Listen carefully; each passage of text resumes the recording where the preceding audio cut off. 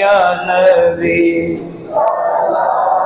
علیکہ یا رسول سلام علیکہ یا حبیب سلام علیکہ صلوات اللہ علیہ. آمین. الحمدللہ رب العالمین والصلاة والسلام علی سید الانبیاء والمرسلین وعلی آلہ وصحبہ اجمعین. اللهم ربنا آتنا في الدنيا حسنة وفي الآخرة حسنة وقنا عذاب النار. اللهم أعنا على ذكرك وشكرك وحسن عبادتك. اللهم رب اغفر وارحم وأنت خير الراحمين. اللهم رب ارحمهما كما ربياني صغيرا. اللهم إنا نجعلك في نحورهم ونعوذ بك من شرورهم. يا رب بالمصطفى بلغ مقاصدنا واغفر لنا ما مضى وسع بركته إن الله وملائكته يصلون على النبي يا أيها الذين آمنوا صلوا عليه وسلموا تسليما. اللهم صل على سيدنا ومولانا محمد وعلى آل سيدنا ومولانا محمد وبارك وسلم.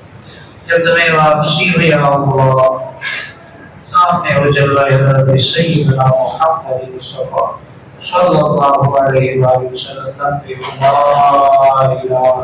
الہ الا اللہ محمد رسول اللہ صلی اللہ علیہ وسلم. جو حضرات نماز سے فارغ ہوتے ہیں اور علم دین سیکھنے کا جذبہ رکھتے ہیں وہ باہر تو طرح جائیں، جو طرح تو تھوڑا سا قریب سامنے تشریف لے تاکہ جو لکھا ہوا ہے وہ بھی پڑھنے میں آئے. علماء کرام کے سامنے بیٹھنے سے جو علماء کے سینے کے اندر جو علم دین ہوتا ہے اس کی برکتیں، اس کا نور جو جتنا قریب ہو کے بیٹھتا ہے اس سے اس کا سینہ بھی منور ہوتا ہے. تو آپ حضرات قریب آ جائیں تاکہ اب باقاعدہ آغاز ہمارے آج کے اس سال کے دوسرے اسلامی رمضان المبارک کے بعد کا جو سلسلہ ہے ہمارا آج دوسرا سلسلہ جاری ہے. آج عقیدہ توحید کے بارے میں جو ہے وہ گفتگو ہوگی اور پچھلے اتوار کو ایمان اور کفر کے بارے میں کچھ معلومات بیان کی گئی تھی. اللہ پاک کی بارگاہ میں دعا ہے اللہ ہمارے ایمان کی حفاظت فرمائے. علامہ صاحب سے کہوں گا کہ آپ آئیں اور بلا تاخیر اپنے درس کے سلسلے کو جاری رکھیں.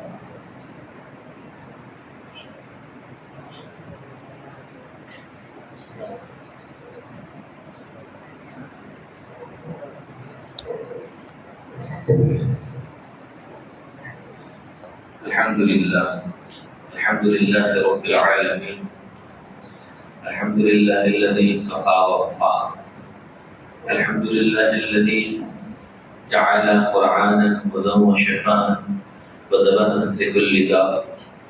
الحمد لله الذي جعل قرآنا بيانا لكل شيء. الحمد لله الذي أرسل حبيبه بالهدى ودين الحق ليظهره على الدين كله. الصلاة والسلام على محمد المصطفى وعلى أهله التقى وأصحابه النقى. أما بعد أعوذ بالله من الشيطان اللعين الرجيم. بسم الله السميع العليم. بسم الله الرحمن الرحيم. قال الله تعالى في الكلام المجيد والفرقان الحميد إن الله وملائكته يصلون على النبي يا أيها الذين آمنوا صلوا عليه وسلموا تسليما. اللهم صل على سيدنا حبيبنا كريمنا محمد معدن الجود والكرم وآله وصحبه وبارك وسلم. ربي يدني من جمالك يا رسول الله يا رسول الله يا رسول الله. انتہائی واجب القدر قبلہ امام صاحب، تمام ہی حاضر محتشم ملائکہ صالحین ارواح طیبہ، السلام علیکم ورحمۃ اللہ وبرکاتہ. آقا علیہ الصلوۃ والسلام نے فرمایا دو چیزیں ایسی ہیں کہ لوگ ان سے بہت غافل ہیں. کون کون سی؟ پہلے حضور نے فرمایا فراغت اور دوسری صحت. فراغت کے لمحات ہوتے ہیں تو بندہ فراغت سے فائدہ نہیں اٹھاتا اور موبائل میں دیگر ایسے مشاغل میں لگ جاتا ہے جو فضولیات کے ہوتے ہیں. اور دوسری صحت کے عالم میں بندہ وہ جو کام اس کے ذمے ہے وہ نہیں کرتا اور پھر جب بیماری آ جاتی ہے تو پھر وہ سوچتا ہے کاش تھوڑا سا وقت مل گیا ہوتا، کاش کہ میں نے یہ کر لیا ہوتا، کاش کہ یہ کر لیا ہوتا، لیکن پھر وقت اتنی مہلت نہیں دیتا۔ تو آپ بڑے خوش نصیب لوگ ہیں کہ آپ کو فراغت کے لمحات اس وقت میسر آئے تو آپ مسجد میں آ گئے اور اللہ کے ذکر کو سیکھنے آ گئے، اللہ کی باتیں سیکھنے آ گئے، حضور کے دین کو سیکھنے آ گئے۔ یاد رکھیے کہ اللہ کا فضل ہے، جس کو چاہے دین کو دین کا علم عطا فرمائے، اس لیے کہ حدیث مبارکہ ہے، حضور علیہ السلام نے فرمایا کہ اللہ جب کسی سے بھلائی کا ارادہ کرتا ہے، آپ کسی سے بھلائی کا ارادہ کریں گے تو کیا کریں گے؟ آپ اسے پیسے دے دیں گے، آپ اسے گلے لگا لیں گے، آپ اسے بہت خوش ہوں گے، اسے دعوت پہ لے جائیں گے، ایسا ہی ہوگا نا۔ لیکن اللہ جب کسی سے خوش ہوتا ہے تو کیا کرتا ہے؟ حدیث مبارکہ کے الفاظ ہیں کہ اللہ جب کسی سے خوش ہوتا ہے تو یفقہہ فی الدین، اللہ اسے دین میں فقاہت عطا فرما دیتا ہے، یعنی دین کی سمجھ عطا فرما دیتا ہے۔ اللہ اکبر اللہ اکبر، تو اللہ کا شکر بھی ادا کیجیے۔ اور ہم عقائد، دین کے جو عقائد ہیں ان کو سیکھنے بیٹھے ہیں۔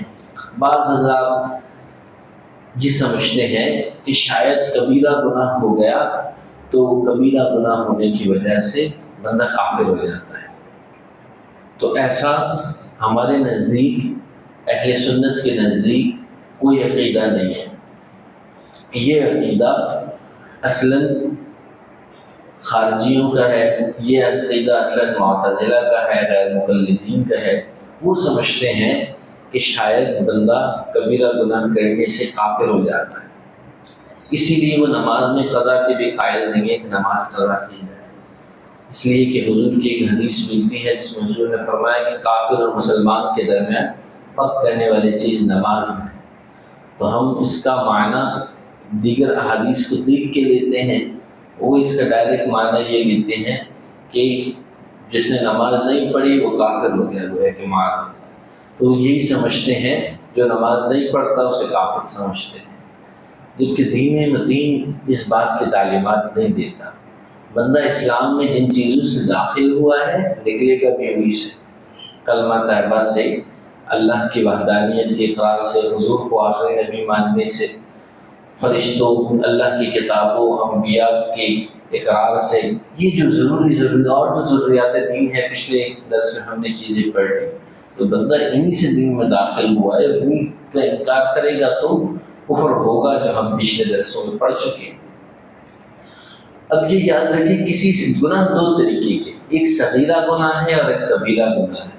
گناہ تو بہرحال گناہ ہے، یہ تو کہنے کے لیے، سمجھانے کے لیے کبیرہ اور صغیرہ کی ہم نے کیٹیگری بنا دی، ورنہ ہر گناہ اگر اللہ کو ناپسند ہو جائے تو جہنم میں جانے کا باعث بن سکتا ہے، چاہے چھوٹے سے چھوٹا گناہ کیوں نہ ہو۔ تو گناہ کی دو کیٹیگریاں بن گئی، ایک کبیرہ اور ایک صغیرہ۔ کبیرہ گناہ کون کون سے ہیں؟ شرک ہے، کفر ہے، زنا ہے، اور والدین کے ساتھ بدسلوکی ہے، یتیم کا حق مارنا ہے، چوری ہے۔ یہ جو لوگوں کے حق مارنے کے گناہ ہیں یہ کبیرہ گناہ ہے، اور اللہ کے ساتھ کسی کو شریک ٹھہرانے کے گناہ ہے، یہ کبیرہ گناہ ہے۔ ان سے بندہ بچ جائے تو کبیرہ گناہوں سے بچ جاتا ہے۔ کچھ گناہ صغیرہ ہوتے ہیں۔ صغیرہ گناہ کون سے ہوتے ہیں؟ چھوٹے گناہ ہیں۔ مثال کے طور پر کسی نے کوئی ایسا کام کر دیا جس کے بارے میں کوئی سخت وعید نہیں آئی ہوئی، جیسے کسی نے سگریٹ پی، تو یہ کیونکہ اس کے لیے مضر شے ہے، اس کا جسم خراب کرے گی، لہذا اسے چاہیے تھا اس سے بچے۔ اور جو ایسی چیزیں ہیں جو بندہ، مثال کے طور پر اس نے راستے میں کوئی پتھر رکھ دیا، تو اس طریقے کی جو چیزیں ہیں یہ صغیرہ گناہوں کے اندر آتی ہیں، یہ چھوٹے جن کو ہم گناہ کہتے ہیں۔ تو گناہ صغیرہ ہو یا کبیرہ، اللہ کی نافرمانی کا تو بہرحال باعث ہے۔ اب رہا سوال یہ کہ صغیرہ گناہ ہو یا کبیرہ، اس سے بندہ کافر ہوتا ہے یا نہیں؟ کافر نہیں ہوتا، ہاں اسے اس گناہ کا وبال ضرور ہوتا ہے، اس گناہ کی بے برکتی ضرور آتی ہے، اس گناہ کے دیگر اثرات ضرور ہوتے ہیں۔ ہر چیز کا ایک اجر ہے، ایک اثر ہے، اور ایک اس کا نور بھی ہے۔ اجر کیا ہے؟ اجر یہ ہے کہ آپ نے جو کام کیا اس کے آپ کے نامہ اعمال میں اجر لکھ دیا گیا، ثواب لکھ دیا گیا۔ ایک اثر ہے، اثر کیا ہے؟ اس کام کے کرنے سے کچھ چیزیں ظاہر ہوئی، جیسے صلہ رحمی کریں گے تو عمر بڑھ جائے گی، یہ اس کا اثر ہے، اور زنا کریں گے، زنا کریں گے تو رزق میں کمی آئے گی، یہ اس گناہ کا اثر ہے، حدیث مبارکہ میں ذکر ہو۔ اور ایک نور بھی ہے، یعنی وہ دل کو سرور دیتا ہے، دل کے اندر روشنی پیدا کرتا ہے، اور بندہ جب نیکیاں ہی کرتا رہے، گناہ نہیں کرتا، تو پھر اس کا دل نور سے بھر جاتا ہے، اور پھر جب اور نیکیاں کرتا ہے تو چہروں سے نور چھلکتا ہے۔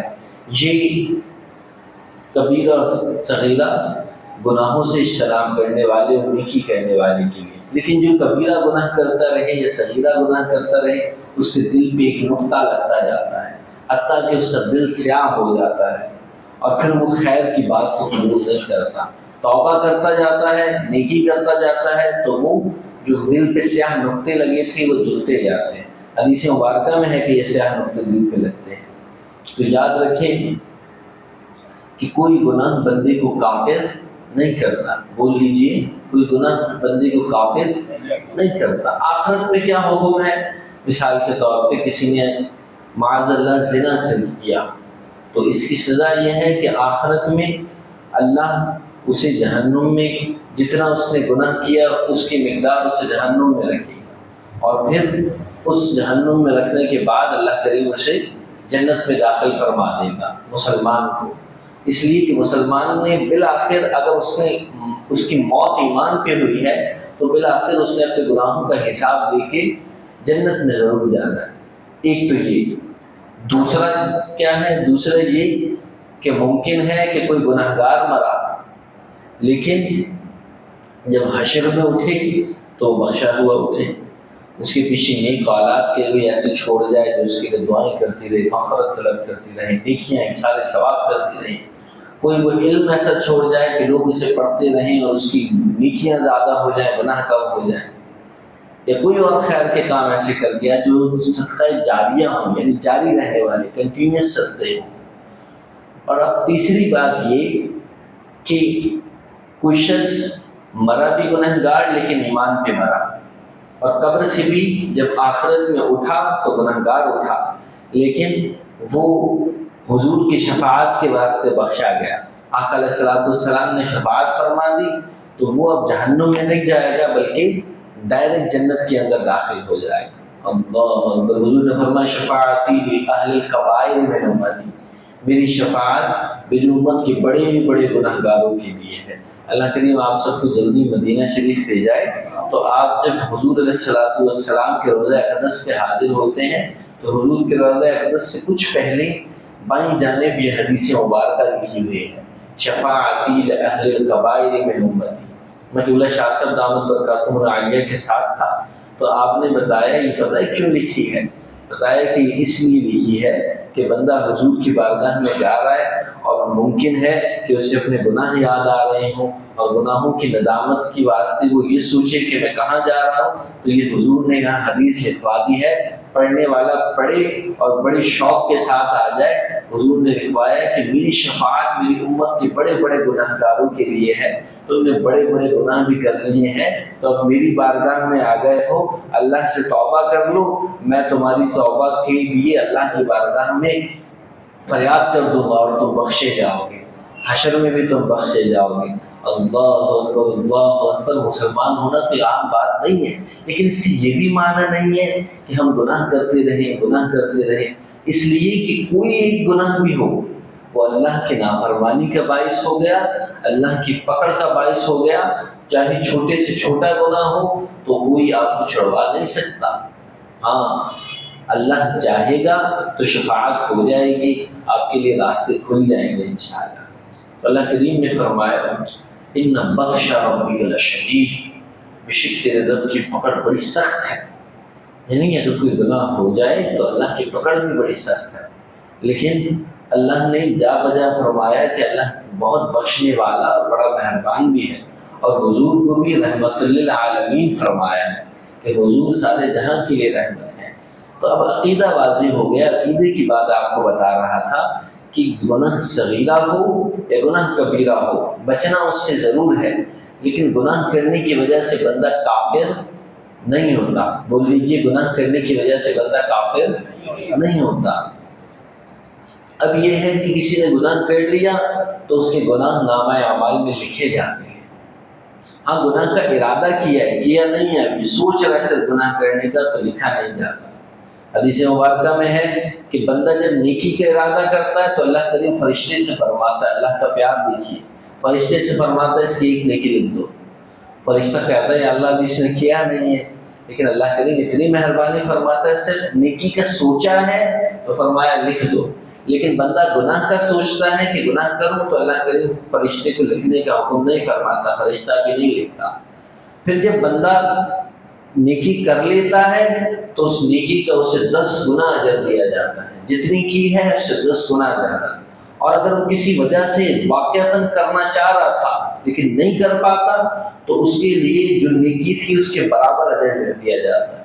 اللہ اکبر، اللہ اکبر۔ لیکن اگر گناہ کرنا تھا، گناہ کا صرف سوچا تھا تو سوچنے سے کوئی گناہ نہیں ہے، لیکن اس نے پورا ارادہ کر لیا، ارادہ یعنی اس کی پوری چیزوں کو اختیار کر لیا تو اب گناہ ہے، اور اس نے اس گناہ کو کر لیا تو یہ بھی گناہ ہے۔ لیکن جتنا گناہ کیا ہے اتنا ہی لکھا جاتا ہے۔ آقا علیہ السلام نے فرمایا جب گناہ ہو جائے تو نیکی کر، اس لیے کہ یہ دونوں چیزیں ختم۔ اس سے پتہ چلتا ہے حضور کی حدیث سے کہ گناہ کرنے والا کافر نہیں ہوتا۔ حضور نے فرمایا گناہ ہو جائے تو فوراً نیکی کرو، اس لیے تاکہ وہ نیکی تمہارے گناہ کو مٹا دے۔ یوں سمجھیے کہ کسی کی نیکیاں اور گناہ برابر تھے، اس نے گناہ کیا تو گناہ کا پلڑا اوپر ہو گیا، بھاری ہو گیا، تو اب کیا کریں؟ اب نیکی کر لیں تاکہ نیکیاں بھی برابر آ جائیں۔ تو گناہ ہو جائے تو توبہ بھی جلدی کریں اور کوئی نیکی فوراً کر لیں، نیکی زیادہ کریں تاکہ وہ گناہ نیکی کی طفیل دھل جائے۔ اللہ کے سمجھنے کی ہمت و توفیق عطا فرمائے۔ تو یہ پہلا سوال تھا، کیا کبیرہ گناہ کرنے والا مسلمان ہے؟ تو جی ہاں، جس نے کبیرہ گناہ کیا وہ بھی مسلمان رہتا ہے، گناہ کرنے کی وجہ سے کافر نہیں ہوتا۔ ہاں، اگر کسی نے شرک کر لیا تو شرک کی وجہ سے وہ مشرک ہو جائے۔ اگلا ہے اللہ تعالیٰ کے بارے میں کچھ عقائد، کیونکہ ہم نے پچھلے درس میں پڑھا تھا کہ اللہ کے بارے میں اگر ہم نے کوئی ایسی بات بول دی جو اس کی شان کے لائق نہیں تھی اور وہ کلمہ کفر بن سکتی ہے تو پھر یہ کفر ہو جائے گا، جس میں ہم نے چند مثالیں پڑھی تھیں۔ تو آج ہم یہ سیکھ لیتے ہیں کہ اللہ کے بارے میں ہم اہل سنت کے عقائد ہیں کیا۔ جیسے ابھی آپ نے کبیرہ اور صغیرہ گناہ کے متعلق پڑھی، تو اللہ کے متعلق ہم سب کا پہلا عقیدہ یہی ہے کہ اللہ یکتا ہے، ایک ہے۔ اچھا، ہم یکتا کیوں کہتے ہیں؟ اعلیٰ حضرت عظیم البرکت امام احمد رضا خان خالد رحمۃ اللہ علیہ نے جو ترجمہ کیا وہ یہ کیا کہ وہ اللہ کو یکتا ہے، قل هو اللہ احد۔ تو یکتا کیوں کہا؟ کیونکہ ایک کے مقابلے میں کوئی دوسرا کہہ سکتا، یکتا ایسا ہے کہ اس کے مقابلے میں دو یا دوسرا نہیں ہو سکتا، اس لیے ہم کہتے ہیں کہ اللہ یکتا ہے، یعنی اللہ ایک ہے، وہ دو یا تین نہیں ہو سکتا۔ کیونکہ عیسائیوں کا عقیدہ ہے وہ خدا کو 3 خدا مانتے ہیں، اور یہودی بھی حضرت عزیر علیہ السلام کو اللہ کا بیٹا کہتے ہیں معاذ اللہ۔ مسلمانوں کا مسلم عقیدہ ہے کہ اللہ ایک ہے اور وہی عبادت کے لائق ہے، عبادت کسی کی نہیں کی جا سکتی۔ تعظیم آپ سب کی کر سکتے ہیں، آپ تعظیم استاد کی کر سکتے ہیں، کلاس میں آئے تو کھڑے ہو جائیں، آپ تعظیم کے طور پر حضور کو ہاتھ باندھ کے سلام بھیج سکتے ہیں، آپ والد کی تعظیم میں کھڑے ہو سکتے ہیں۔ حدیث مبارکہ میں موجود ہے جب سردار آتے کسی قوم کے تو حضور فرماتے قوموا لسیدکم، اپنے سردار کے لیے کھڑے ہو جاؤ۔ تو پتہ چلا کہ تعظیم تو کر سکتے ہیں لیکن عبادت کسی کی نہیں کر سکتے، عبادت صرف اللہ کی ہے، اللہ کے علاوہ کسی کی عبادت بھی نہیں کر سکتے۔ اللہ کے علاوہ جو بھی ہے سب کی تعظیم اور احترام کریں گے، والدین کی تعظیم اور احترام کریں، مرشد کی، رسول کی، کتب کی، لیکن عبادت کس کی ہوگی؟ اللہ کی۔ نمبر 3، وہی سب کا خالق ہے، یہ ہمارا مسلم عقیدہ ہے کہ ہر شے کا خالق اللہ ہے، اچھائی کا خالق بھی اللہ ہے اور برائی کا خالق بھی اللہ ہے، یعنی اللہ ہی ہر چیز کا خالق ہے، روزی بھی وہی دیتا ہے، اور ہر کسی کو روزی وہی دیتا ہے. کوئی چوری کرے تو بھی اس کو رزق اللہ نے نہیں دیا ہے، اگرچہ وہ چوری کی وجہ سے گناہ گار ہوا. اس کو یوں سمجھیے، میں نے غالباً پہلے شاید یہ واقعہ سنایا نہیں سنایا. حضرت علی المرتضیٰ کرم اللہ وجہہ الکریم، آپ ایک مرتبہ سفر پر تھے تو آپ کے گھوڑے کے اوپر ایک زین یعنی گھوڑے کی سیٹ تھی. آپ سفر میں جب رکے تو گھوڑے کو باندھ دیا، لیکن اب زین کی حفاظت کا سوچنے لگے، اتار کے اسے مسجد کے اندر لے جاؤں یا باہر چھوڑ.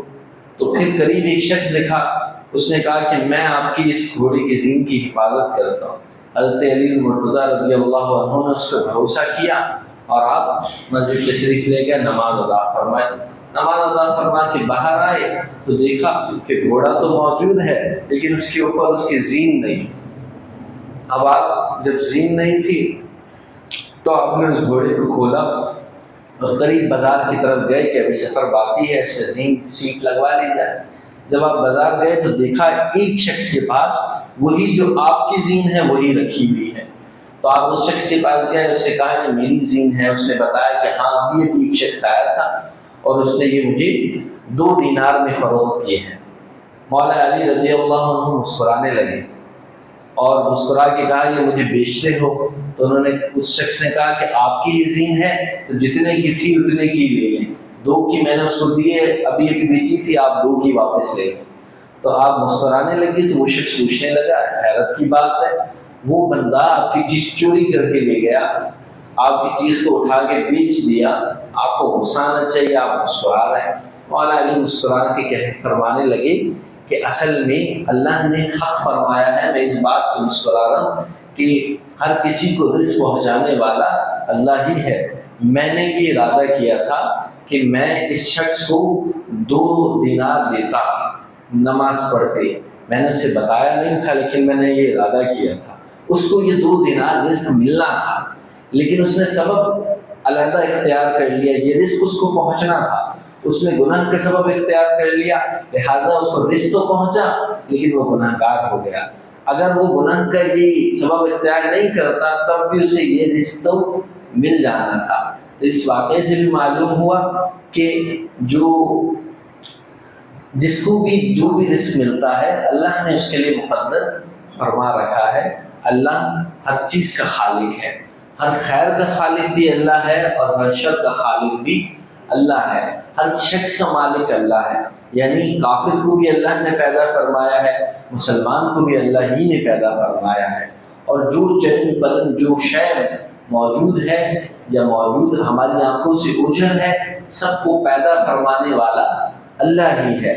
اللہ کے بارے میں سورہ اخلاص کے اندر موجود ہے، لم یلد ولم یولد، نہ وہ کسی کا باپ ہے نہ وہ کسی کا بیٹا ہے. یہ اس لیے بتا رہا ہوں کہ ان میں سے کوئی بات اگر ہم نے ایسی کہہ دی جو اس کی شان کے خلاف ہو تو کفر ہو جائے گا. تو یہ بیسک عقائد ہیں، چند آپ کو پتہ ہوں گے تو گہرائی ہو جائے گی، مزید مضبوط ہو جائیں گے. جو نہیں پتہ ہوں گے تو پختہ ہو جائیں گے، اپنی اولاد کو پوتوں کو سکھانے میں آسانی رہے گی. تو اللہ کے کوئی ماں باپ نہیں ہے. حدیث مبارکہ میں ہے کہ شیطان بندے کو وسوسے ڈالتا ہے اور اس سے پوچھتا ہے اچھا بتا فلاں چیز کس نے پیدا کی ہے، اچھا بتا فلاں چیز کس نے پیدا کی ہے. بندہ سوچتا جاتا ہے حتیٰ کہ شیطان آخر میں یہ وسوسہ ڈال دیتا ہے کہ بتا پھر اللہ کو کس نے پیدا کیا ہے. اللہ اکبر. جب یہ وسوسہ آئے تو حدیث مبارکہ میں ہے بندہ فوراً اعوذ باللہ پڑھے، شیطان سے اللہ کی پناہ مانگے، اس لیے کہ یہ وسوسہ شیطان کی طرف سے ہے. بزرگوں نے کہا بندہ یہ کہہ دے کہ میں اللہ کو بغیر کسی دلیل کے مانتا ہوں، اللہ ہمیشہ سے ہے اور ہمیشہ تک رہے گا، اسے کسی نے پیدا نہیں کیا. یہ مسلمانوں کا ابتدائی عقیدہ ہے. اور نہ ہی اللہ کی کوئی بیوی ہے، اس لیے کہ کوئی اس کے ہم منصب ہم پلہ نہیں ہو سکتا. یہودیوں نے یہ کرسچنوں نے نصارہ نے معاذ اللہ حضرت مریم کے بارے میں یہ افواہ پھیلائی اور یہ اللہ کو معاذ اللہ یوں سمجھیے کہ گالی دی کہ حضرت مریم اللہ کی بیوی ہے معاذ اللہ. تو یاد رکھیں مسلمانوں کا یہ واضح عقیدہ ہے کہ اللہ کی کوئی بیوی نہیں ہے.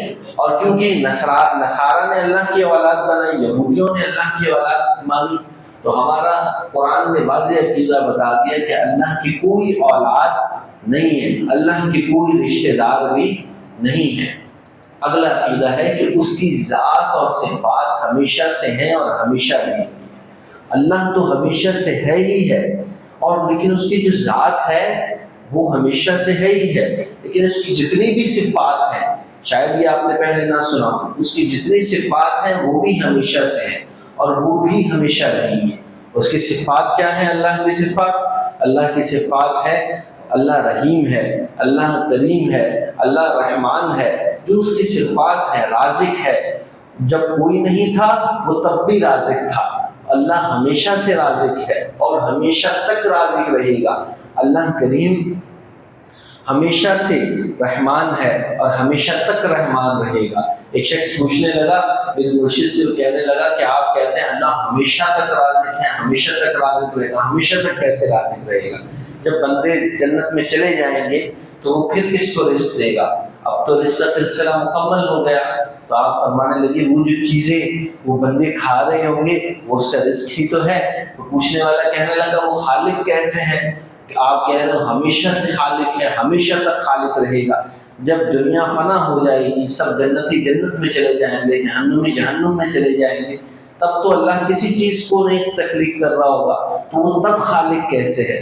میرے مرشد فرمانے لگی تم بھی عجیب بات کرتے ہو، جنت میں دیکھو کہ حدیث مبارکہ میں موجود ہے کہ بندہ پرندے کو کھائے گا اور وہ اس کے بعد پرندہ پھر پیدا ہو جائے گا۔ تو یہ سب کس طریقے سے پیدا ہوگا؟ جو بندہ جو خواہش کرتا جائے گا جنت میں، اس کے لیے وہ ساری چیزیں ہوتی جائیں گی۔ ایک صحابی نے پوچھا اولاد کا، تو حضور نے فرمایا اولاد ہوگی پل پل میں بڑی ہو جائے گی۔ ایک صحابی نے پوچھا اگر کھیتی باڑی کرنا چاہیں گے، حضور نے فرمایا اللہ کھیتی باڑی کی تو اجازت دے گا، اور بیج بوتے ہی وہ پل بھر میں فصل لہلہانے لگے گی۔ تو یہ ساری پیدائش اللہ کے خالق ہونے کا دلالت کرتی ہے کہ اللہ ہمیشہ سے خالق ہے اور ہمیشہ تک خالق رہے گا۔ اللہ کے جتنے نام ہیں، جتنی صفات ہیں، وہ ہمیشہ سے ہیں اور ہمیشہ تک رہیں گے۔ بزرگوں نے ہم سے، ایک بزرگ کی بارگاہ میں موجود تھا تو فرمانے لگے، ایک شخص کو مخاطب کر کے آپ کی کیا عمر ہے؟ شخص نے بتایا فلاں عمر ہے۔ آپ پوچھنے لگی کہ اچھا یہ بتاؤ تمہارے گھر کے اندر شادی ہو تو شادی کے موقع پر کتنے لوگوں کو کارڈ دے سکتے ہو، کتنے نام لکھ سکتے ہو؟ آپ بتائیں، آپ کے اگر گھر میں شادی ہو اور مہمانوں کی لسٹ بنانی ہو، کتنے مہمان آپ کو کہا جائے جتنے بلا سکتے ہو بلاؤ، کتنے مہمان بلا لیں؟ 100-150 کی بنا لیں گے لسٹ، 500 کی آرام سے۔ لوگوں کے رشتہ داروں کے نام بابی بھی ہوں تو 200 نام تو آرام سے لکھ لیں گے۔ بزرگ فرمانے لگے کہ 200 نام رشتہ داروں کے یاد رکھے ہوئے، 100 نام اللہ کے یاد نہیں کر سکتے۔ اللہ کے 100 نام قرآن مجید کی ابتدا میں موجود ہیں، اللہ کے وہ نام یاد کریں۔ اللہ کی صفات ہمیشہ سے ہیں اور ہمیشہ تک رہیں گی۔ انشاءاللہ اللہ کے بارے میں ہی کچھ چیزیں آگے پڑھیں گے، اور اس کے بعد پھر ہم پڑھیں گے کہ رافضی، ناصبی، خارجی یہ سب کیا ہوتے ہیں اور ان کے کیا عقائد ہیں اور ہمارے کیا عقائد ہیں، کن چیزوں میں اختلاف ہے۔ اللہ کریم سمجھنے کی ہمت و توفیق عطا فرمائے۔ وآخر دعوانا ان الحمد للہ رب العالمین۔ قبلہ امام صاحب دعا فرمائیں۔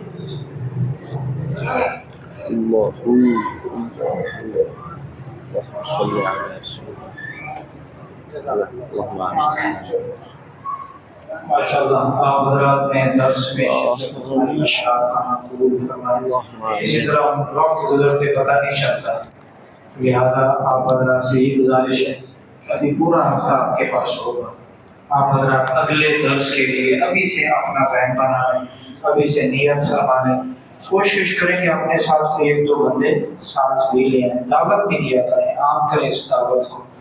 دین اور اسلام کی تبلیغ اسی وقت ہی عام ہوگی جب ہر بندہ ذمہ داری لے۔ یہ صرف مسجد کے امام صاحب کا کام نہیں ہوتا کہ وہ آپ کو درس کی دعوت دے تو آپ آئیں گے، آپ کی بھی ذمہ داری ہے، آپ بھی مسلمان ہیں، آپ بھی نبی پاک صلی اللہ علیہ وسلم کا کلمہ پڑھتے ہیں، آپ بھی انہی کے دین کی پیروی کرتے ہیں، آپ پر بھی رسول اللہ کے حق ہیں کہ آپ رسول اللہ کی لائے ہوئے پیغام کو عام کریں، یہ ہم سب کی ذمہ داری ہوتی ہے۔ تو میں امید کرتا ہوں انشاءاللہ اگلے اتوار کو شرکت فرمائیں۔ آمین الحمدللہ۔